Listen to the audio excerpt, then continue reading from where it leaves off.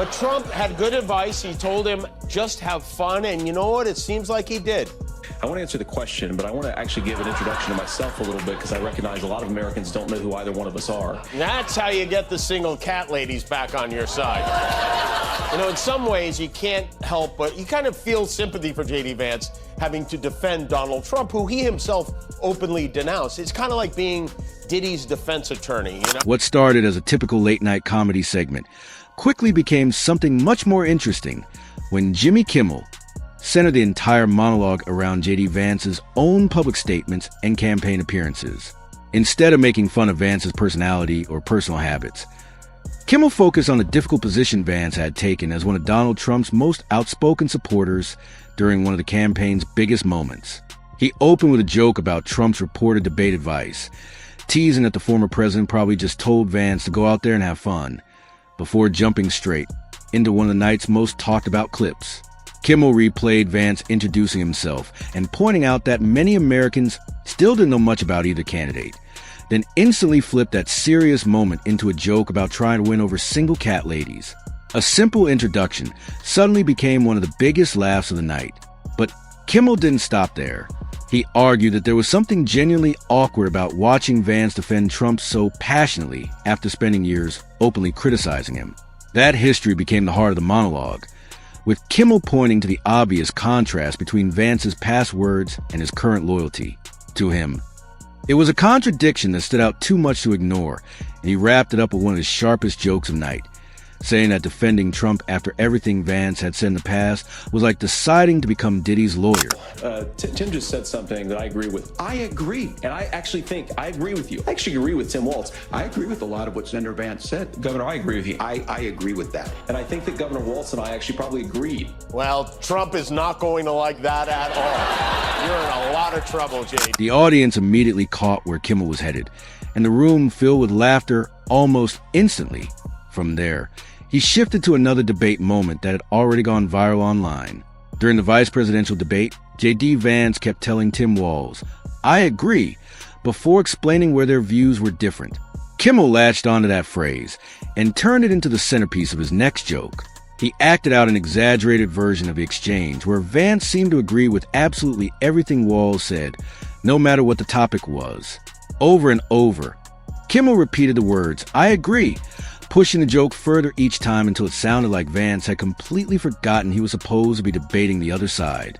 The audience loved it because the constant repetition became even funnier than the original debate moment, transforming a simple speaking habit into one of the biggest laughs of the night. Last night he posted an announcement. He said, "I will be doing a personal play-by-play of the debate tomorrow between the brilliant JD Vance and the highly inarticulate tampon Tim Walz. I hope that cognitively challenged lion Kamala Harris will be listening so that she can again show the world how she will make up false facts and stories. I will be commenting on what is going on. Watch Truth Social tomorrow night." Watch Truth Social. You could barely even read Truth Social. Kimmel then turned his attention to how Donald Trump might have reacted while watching his own running mate agree with the opposing side so many times on live television. He joked that Trump probably wasn't too happy hearing "I agree" repeated over and over by his vice presidential pick. When Kimmel wrapped up the bit by suggesting Vance might be in serious trouble, it was clearly meant as comedy, not a prediction of any real consequences. The joke landed because Trump has long been seen as someone who expects complete loyalty and strong public support from the people around him. Kimmel painted a funny picture of Trump becoming more frustrated every time Vance agreed with Tim Walz, making it seem as though each new "I agree" brought Vance one step closer to an awkward private conversation after the debate. That simple idea turned an ordinary debate habit into an extended comedy routine. Instead of focusing on policy differences or campaign issues, Kimmel kept the spotlight on appearances, delivery, and political optics, arguing that even moments meant to sound respectful and reasonable could quickly turn into embarrassing headlines. Vance is definitely not a pot smoker. His eyes are too blue. If JD Vance smoked a joint, it'd be like looking into two little American flags on his face. But he seems like he's high all the time. It seems like he ate a fistful of gummies. Over the summer, JD had a lot of trouble in a donut. After finishing his jokes about Truth Social in the debate, Kimmel shifted in a completely different direction and leaned into visual comedy, by focusing on JD Vance's appearance and facial expressions. He joked that Vance didn't look like someone who smoked marijuana because his eyes were just too blue for that image to make any sense. Then he took the joke even further, imagining that if Vance ever did smoke a joint, it would look like two tiny American flags staring back at you from his face. Kimmel kept piling on one ridiculous image after another, adding that even though Vance didn't seem like a smoker, he somehow always looked just a little bit high anyway. He joked that Vance looked like someone who had spent the whole summer eating handfuls of gummies, using obvious exaggeration for laughs rather than making any factual claim. The humor was built entirely around funny mental pictures and Vance's expressions, not his political views. Kimmel continued by suggesting that Vance often carried such a relaxed and detached look that even his normal facial expressions became punchlines on their own. At that point, the routine had nothing to do with campaign strategy, speeches, or policy. It was pure visual comedy, encouraging the audience to see Vance through a more humorous lens every time he appeared on screen. By then, Kimmel's style was easy to recognize as he smoothly moved between debate clips, Trump's social media posts, and Vance's public appearances, tying everything together into one continuous comedy routine. Bud Light, relax already. Even the vice president took a break from humping his ottoman to complain about not just me, you. On Jimmy Kimmel's television program and on The Daily Show this week, you have audiences outright cheering, seeing the images of Teslas on fire across the country. And I saw that and I thought, man, that really is a sign of how much the left has conditioned people to think that that's acceptable. By the end of the segment, every joke kept coming back to the same basic idea. JD Vance had become one of the easiest figures in politics for comedians to joke about because almost every public appearance gave them something new to work with.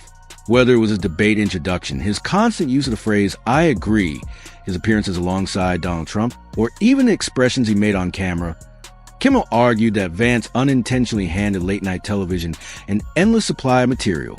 Rather than inventing fake stories or made-up controversies, Kimmel mostly used Vance's own words, facial expressions, and campaign moments, then reshaped them into jokes that fit the bigger story he was telling.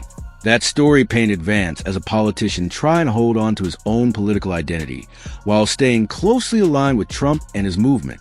Keeping that theme consistent gave the entire monologue a clear direction, with each joke building naturally on last, and setting the stage for the more personal back and forth that was beginning to develop between Kimmel and the vice president. Where your fervent belief in free speech with what's going on now with Jimmy Kimmel and the FCC pressure. I'd love to hear your thoughts on both of those. Well, look, on the free speech conversation, I'm pretty sure that Jimmy Kimmel was back on the air last night. And to the extent that he's not back on the air, it's because he's not funny and has terrible ratings. This is not a federal government. As time went on, the back and forth between Jimmy Kimmel and JD Vance grew into something much bigger than a typical late-night rivalry. It turned into a very public disagreement that touched on free speech, television ratings, and claims of political bias. One of the biggest moments came when Vance responded to suggestions that pressure from the Federal Communications Commission had somehow affected Kimmel's place on television. Vance dismissed that idea completely, pointing out that Kimmel was still on the air and arguing that if he ever lost his show, it wouldn't be because of government pressure, but because viewers stopped finding him funny and the ratings declined. He repeated that point while talking about the challenges facing late-night television as a whole, saying the format was already losing popularity and suggesting that Kimmel had become so focused on politics that entertainment was no longer the main attraction. Vance also stressed that no government action had been taken against Kimmel and argued that comments made online by the FCC chairman should not be treated as proof of any official effort to silence him or remove him from television. President Maybelline was making the rounds, attempting to defend his boss and the chairman of the FCC with a new fairy tale, even a 5-year-old. Vance continued to argue that supporting free speech also means recognizing that television networks have the right to make business decisions based on audience interest and overall performance. Throughout his remarks, he stayed consistent with that position, repeatedly coming back to the idea that, in the end, Ratings and viewership are what decide which shows remain on the air and which ones eventually come to an end. Celebrities are rallying to his cause, saying this is a First Amendment assault being carried out by the FCC, Brendan Carr, and by the President of the United States himself. And to that you say? Well, there are two things. First of all, I'd like them to tell me exactly what Brendan Carr did to have Jimmy Kimmel taken off the air, because number one, he is currently on the air, and to the extent that he isn't in certain Vance firmly rejected the idea that the situation involved censorship or political retaliation, arguing instead that the real issue was audience numbers, not constitutional rights. He also criticized the celebrities who came to Kimmel's defense and portrayed the controversy as an attack on the First Amendment. In Vance's view, those claims greatly exaggerated what had actually happened and did not accurately reflect the reality of the situation. Taken off the air because he had low ratings, because the late night talk show host model is not doing particularly well, and let's be honest, because he had become so politically unhinged that I think he wasn't particularly funny. Now, the FCC chairman, Brendan Carr, put out a couple of tweets, but the government took no action. We did literally nothing to try to take Jimmy Kimmel off the air. We believe in free speech. We also believe in the right of a television station or a network to cancel somebody because of low ratings. Instead of accepting the idea that politics had anything to do with Jimmy Kimmel's situation, Vance kept returning to the same argument. Television networks make business decisions, and ratings are what matter most. According to him, the federal government played no role in forcing Kimmel off the air or influencing what happened to his career. That position turned the exchange from a series of late-night comedy jokes into a much broader debate, with Kimmel and Vance offering two completely different interpretations of the same events. Kimmel responded in the way his audience expected, choosing humor over long explanations or political arguments. After hearing Vance's comments about ratings, he laughed at the criticism by joking about his own numbers before quickly turning the punchline back on the vice president. Kimmel quipped that Vance's approval ratings ranked somewhere between finding a hair in your salad and catching chlamydia, using exaggeration, shock value, and classic late-night sarcasm to deliver one of the biggest laughs of the evening. My ratings aren't very good. Last time I checked, your ratings were somewhere between a hair in your salad and chlamydia. In 3.5 years, I'm not the one who's going to be doing mascara tutorials on YouTube. How did we wind up with a president and a vice president who wear more makeup than Kylie Jenner and Lady Gaga combined? Instead of trying to defend his show with ratings, statistics, or audience charts, Kimmel simply made JD Vance the punchline once again. He joked about a future where Vance had left politics behind and was posting makeup tutorials on YouTube, then took the joke even further by asking how America had somehow ended up with a president and vice president who, in his opinion, wore more makeup than Kylie Jenner and Lady Gaga combined. It was classic late-night comedy, answering criticism not with policy debates, but with another round of sarcasm, exaggeration, and sharp punchlines. Throughout the entire exchange, Kimmel stuck to the same style that had defined his jokes from the very beginning, choosing humor over serious political arguments every time. Looking back at the feud as a whole, one theme never changed. Kimmel consistently portrayed Vance as a politician caught between defending Donald Trump and living with the memory of his own past criticism of him. Every debate appearance, interview, and campaign event became another chance for Kimmel to point out what he saw as contradictions or awkward moments. Vance, meanwhile, defended both himself and Trump, insisting that criticism of Kimmel had nothing to do with government pressure and everything to do with the business realities of television. The result was an ongoing public clash where every interview, joke, and headline quickly became fresh material for the other side. What started as a few jokes about a debate performance eventually grew into a highly visible rivalry between one of late night's most outspoken comedians and the vice president, leaving audiences wondering who would deliver the next memorable jab in their increasingly personal back and forth.